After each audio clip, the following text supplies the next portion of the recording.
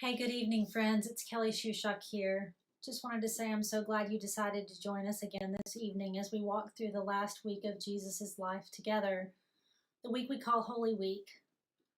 Last night we gathered around a comfort food meal, virtually anyway, and we remembered the night in that last week of Jesus' life where he sat with his friends and tried to help them remember what mattered most. And he knew that a crisis was coming, and he also knew that what he was sharing with them would get them through.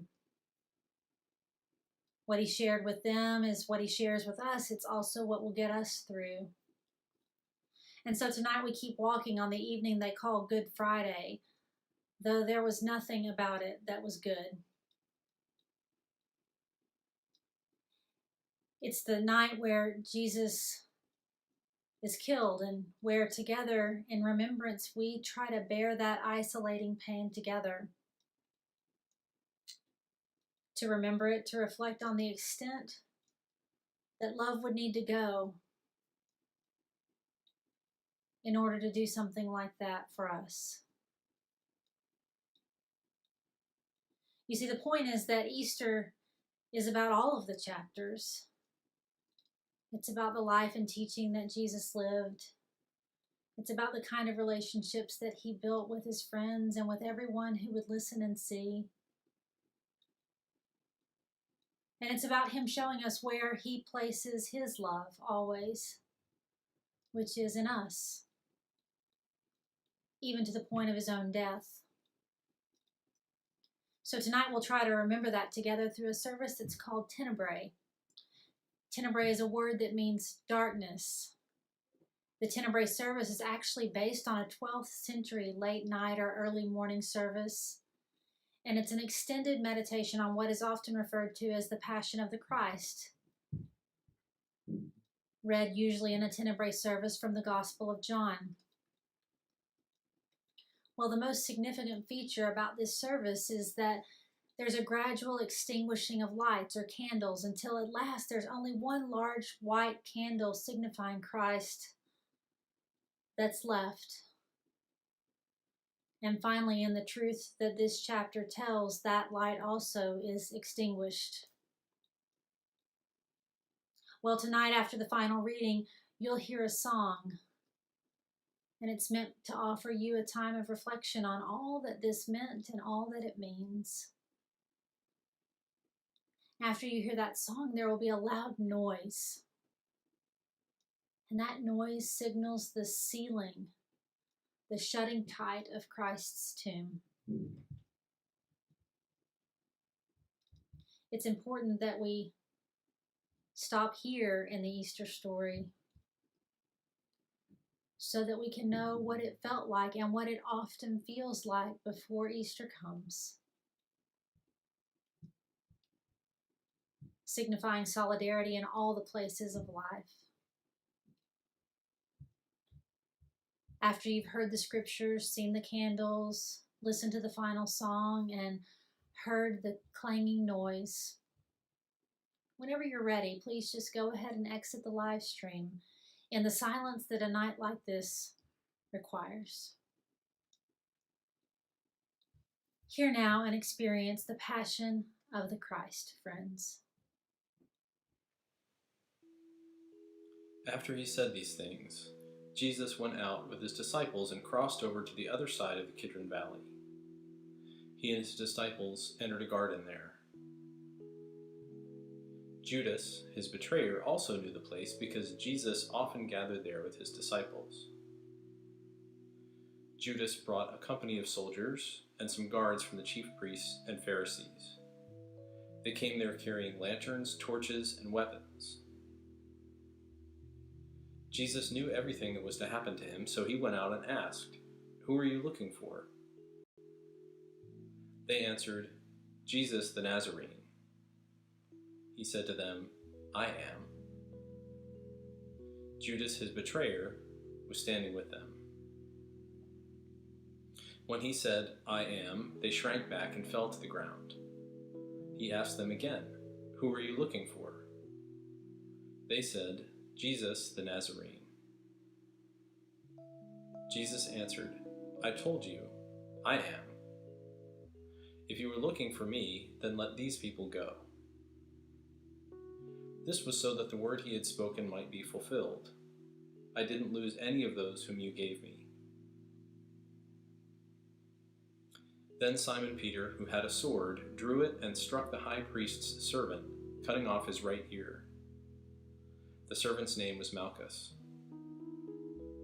Jesus told Peter, "Put your sword away. Am I not to drink the cup the Father has given me?"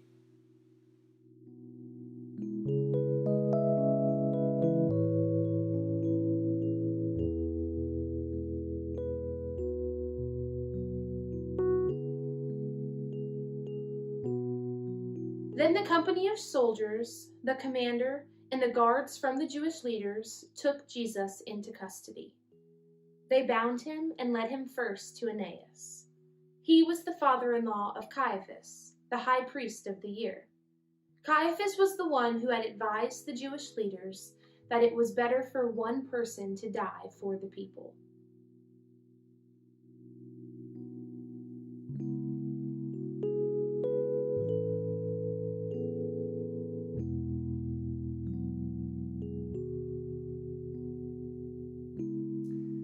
Simon Peter and another disciple followed Jesus.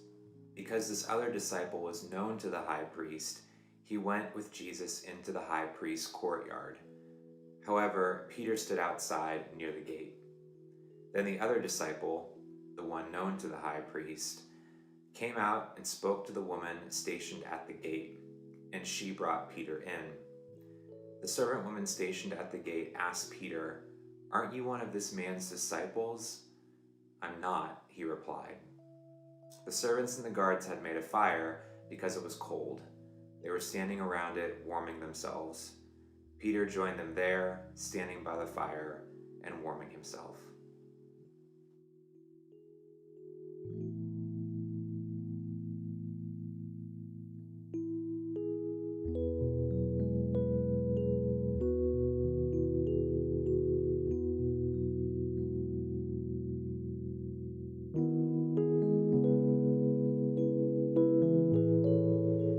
Meanwhile, the chief priest questioned Jesus about his disciples and his teaching.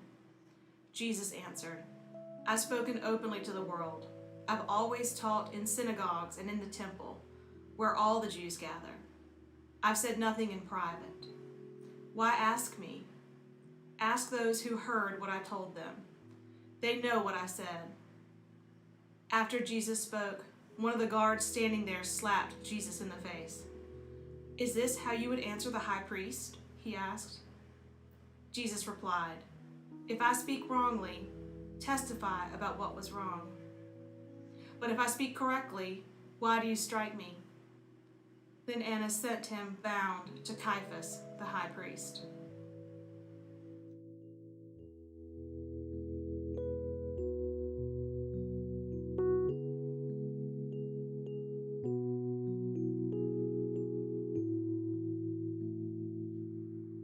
Meanwhile, Simon Peter was standing with the guards, warming himself.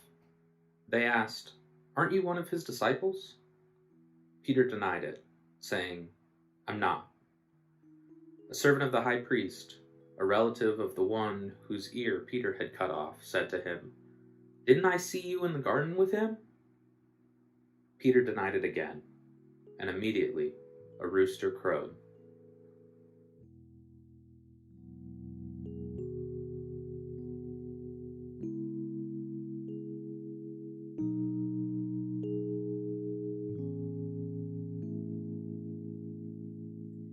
The Jewish leaders led Jesus from Caiaphas to the Roman governor's palace. It was early in the morning. So that they could eat the Passover, the Jewish leaders wouldn't enter the palace. Entering the palace would have made them ritually impure. So Pilate went out to them and he asked, "What charge do you bring against this man?"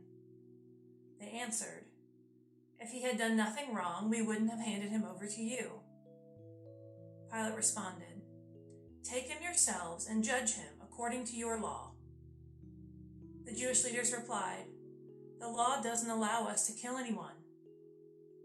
This was so that Jesus' word might be fulfilled when he indicated how he was going to die.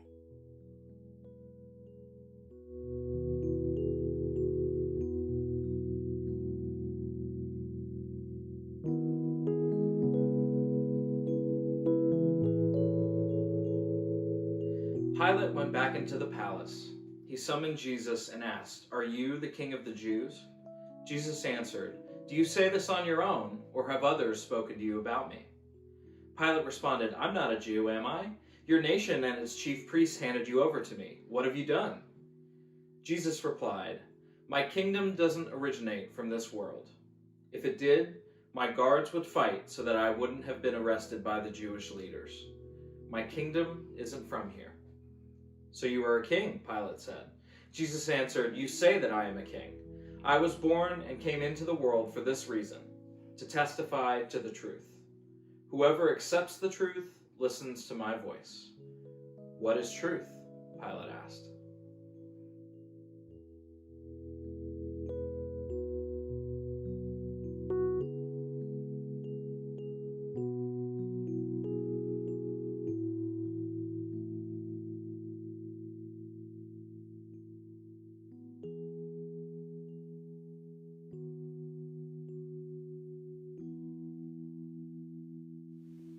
After Pilate said this, he returned to the Jewish leaders and said, "I find no grounds for any charge against him.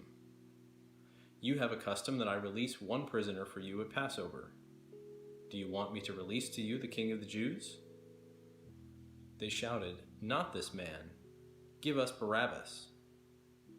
Barabbas was an outlaw.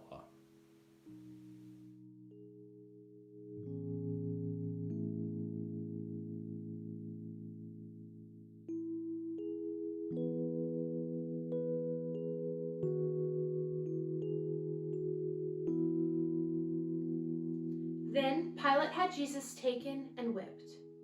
The soldiers twisted together a crown of thorns and put it on his head, and dressed him in a purple robe. Over and over they went up to him and said, "Greetings, King of the Jews," and they slapped him in the face. Pilate came out of the palace again and said to the Jewish leaders, "Look, I'm bringing him out to you to let you know that I find no grounds for a charge against him." When Jesus came out, wearing the crown of thorns and the purple robe, Pilate said to them, "Here's the man." When the chief priests and their deputies saw him, they shouted out, "Crucify! Crucify!" Pilate told them, "You take him and crucify him. I don't find any grounds for a charge against him." The Jewish leaders replied, "We have a law, and according to this law, he ought to die because he made himself out to be God's son." The Pilate again questions Jesus. When Pilate heard this word, he was even more afraid. He went back into the residence and spoke to Jesus. "Where are you from?" Jesus didn't answer. So Pilate said, "You won't speak to me. You don't know that I have authority to release you and also to crucify you." Jesus replied, "You would have no authority over me if it had not been given to you from above. That's why the one who handed me over to you has the greater sin."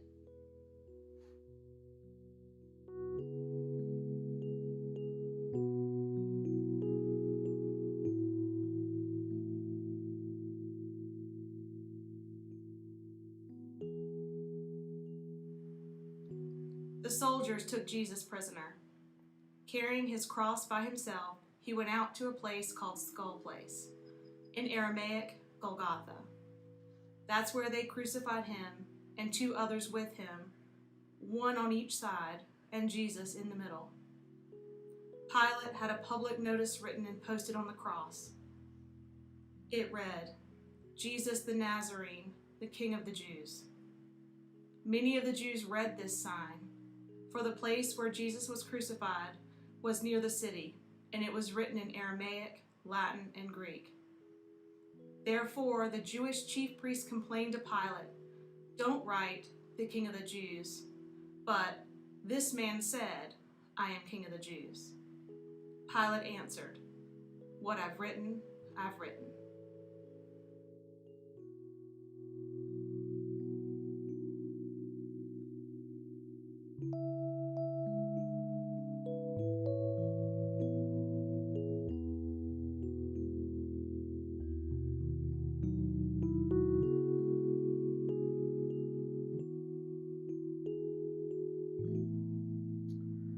When the soldiers crucified Jesus, they took his clothes and his sandals and divided them into 4 shares, one for each soldier. His shirt was seamless, woven as one piece from the top to the bottom. They said to each other, "Let's not tear it. Let's cast lots to see who will get it." This was to fulfill the scripture, "They divided my clothes among themselves, and they cast lots for my clothing." That's what the soldiers did.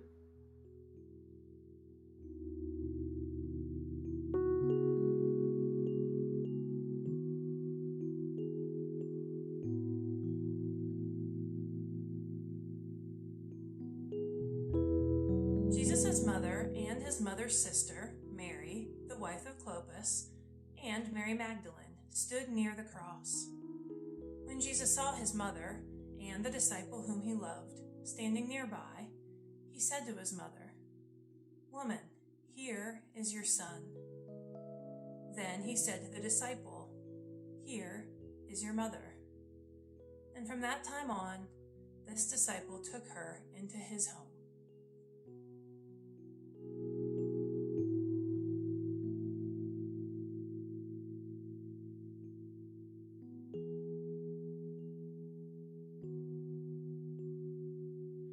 After this, knowing that everything was already completed, in order to fulfill the scripture, Jesus said, "I am thirsty."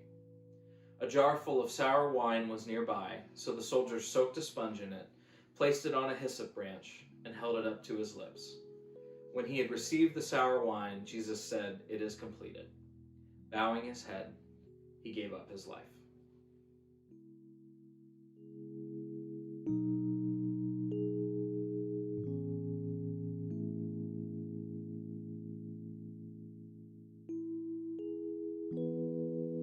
It was the preparation day, and the Jewish leaders didn't want the bodies to remain on the cross on the Sabbath, especially since that Sabbath was an important day. So they asked Pilate to have the legs of those crucified broken and the bodies taken down. Therefore the soldiers came and broke the legs of the 2 men who were crucified with Jesus. When they came to Jesus, they saw that he was already dead, so they didn't break his legs. However, one of the soldiers pierced his side with a spear, and immediately blood and water came out. The one who saw this has testified, and his testimony is true. He knows he speaks the truth, and he has testified so that you can also believe. These things happened to fulfill the scripture, "They won't break any of his bones." And another scripture says, "They will look at him whom they have pierced."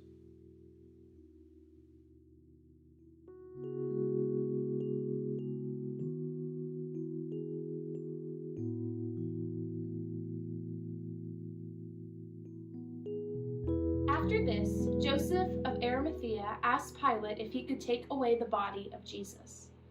Joseph was a disciple of Jesus, but a secret one because he feared the Jewish authorities. Pilate gave him permission, so he came and took the body away. Nicodemus, the one who had come to Jesus at night, was there too. He brought a mixture of myrrh and aloe, nearly 75 pounds in all. Following Jewish burial customs, they took Jesus' body and wrapped it with spices and in linen cloths. There was a garden in the palace where Jesus was crucified, and in the garden was a new tomb in which no one had ever been laid. Because it was the Jewish preparation day and the tomb was nearby, they laid Jesus in it.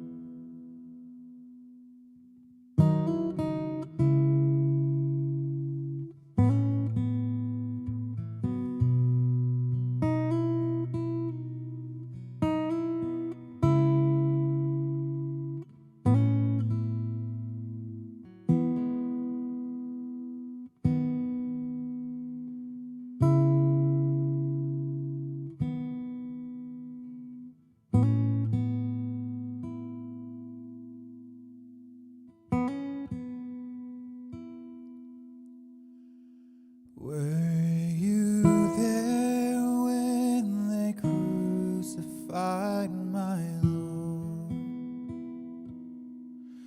Were you there when they crucified my Lord? Oh, sometimes it causes me to tremble. Were you there when they crucified my